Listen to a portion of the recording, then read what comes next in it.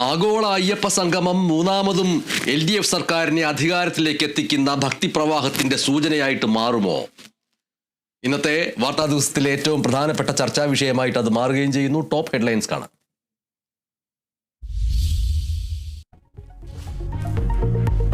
LDF സർക്കാരിന്റെ മൂന്നാം വരവിന് NSSന്റെ പിന്തുണ ഗുണം ചെയ്യുമെന്ന് CPIM സംസ്ഥാന സെക്രട്ടറി MV ഗോവിന്ദൻ മാസ്റ്റർ. LDFന് എല്ലാ വിഭാഗത്തിന്റെയും പിന്തുണ ലഭിക്കുന്നു എന്നതിന്റെ തെളിവാണ് ഇത് എന്നും MV ഗോവിന്ദൻ മാസ്റ്റർ. NSSുമായി UDFനും നല്ല ബന്ധമാണുള്ളതെന്ന് VD സതീശൻ. സംസ്ഥാന സർക്കാർ സംഘടിപ്പിച്ച ആഗോള അയ്യപ്പ സംഗമത്തെ അനുകൂലിച്ചുകൊണ്ട് സംസാരിച്ച NSSന്റെ ജനറൽ സെക്രട്ടറി G സുകുമാരൻ നായരുടെ നിലപാടിൽ പ്രതിഷേധിച്ച് ചങ്ങനാശ്ശേരിയിൽ 4 പേർ NSS വിട്ടു. ആഗോള അയ്യപ്പ സംഗമം സംഘടിപ്പിച്ചതിനെതിരെ CPIMന് വിമർശനവുമായി സമസ്തയുടെ മുഖപത്രം.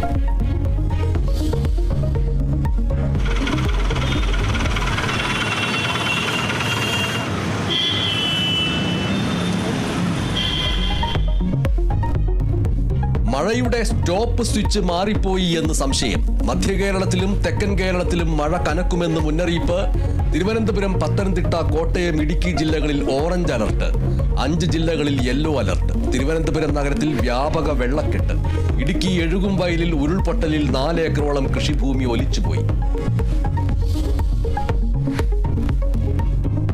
CPIM നേതാവ് KJ ഷൈൻ ടീച്ചറെ സമൂഹ മാധ്യമങ്ങളിൽ അധിക്ഷേപിച്ച കേസിൽ അറസ്റ്റിലായ യൂട്യൂബർ KM ഷാജഹാന് ജാമ്യം. എറണാകുളം CJM കോടതി ജാമ്യം അനുവദിച്ചത് ഉപാധികളോടെ. ഇതുപോലുള്ള കുറ്റകൃത്യം ആവർത്തിക്കരുത് എന്ന് കോടതി. അറസ്റ്റിൽ പോലീസിനും രൂക്ഷ വിമർശനം. ജമ്മു കശ്മീർ ലഡാക്ക് പ്രക്ഷോഭത്തിൽ സാമൂഹിക പ്രവർത്തകൻ സോനം വാങ്ചുക് അറസ്റ്റിലായി. ലേ പോലീസ് അറസ്റ്റ് ചെയ്തത് യുവാക്കളെ അക്രമത്തിലേക്ക് തള്ളിവിട്ടു എന്ന കേസിൽ. സോനത്തെ അജ്ഞാത കേന്ദ്രത്തിലേക്ക് മാറ്റി. സോനം വാങ്ചുക്കിനെതിരായ CBI അന്വേഷണവും തുടരുന്നു.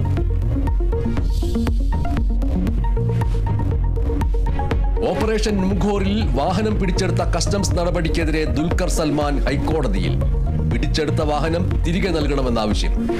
വാഹനം വാങ്ങിയത് നിയമവിധേയമായി എന്ന് ദുൽഖർ. കസ്റ്റംസ് നടപടി നിയമവിരുദ്ധമെന്നും വാദം.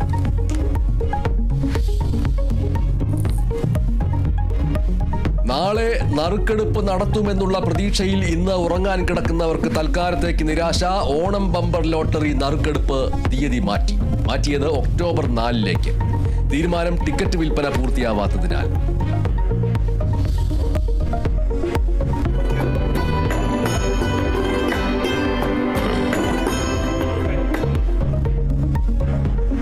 ഇന്ത്യയുടെ അഭിമാനമായ MiG-21 വിമാനങ്ങൾക്ക് യാത്രയയപ്പ്. ഛത്തീസ്ഗഡിൽ വിടവാങ്ങൽ നൽകി വ്യോമസേന. വിടവാങ്ങൽ 62 വർഷത്തെ സേവനത്തിന് ശേഷം. പാലക്കോട്ട് ഏറ്റുമുട്ടലിൽ MiGന്റെ സേവനത്തെ പുകഴ്ത്തി പ്രതിരോധ മന്ത്രി. വിടവാങ്ങൽ ചടങ്ങിൽ വിമാനം പറത്തി വ്യോമസേനാ മേധാവി. വിദേശ രാജ്യങ്ങൾക്ക് വീണ്ടും ഭീഷണിയുമായി ഡൊണാൾഡ് ട്രംപ്. ഇറക്കുമതി ചെയ്യുന്ന ബ്രാൻഡഡ് മരുന്നുകൾക്ക് 100% നികുതി ഏർപ്പെടുത്തുമെന്ന് അമേരിക്കൻ പ്രസിഡന്റിന്റെ പ്രഖ്യാപനം. പുതിയ തീരുവ ഒക്ടോബർ 1 മുതൽ പ്രാബല്യത്തിൽ വരും. പ്രഖ്യാപനം ഇന്ത്യൻ ഔഷധ നിർമ്മാതാക്കളെയും വിപണിയെയും ബാധിച്ചേക്കും.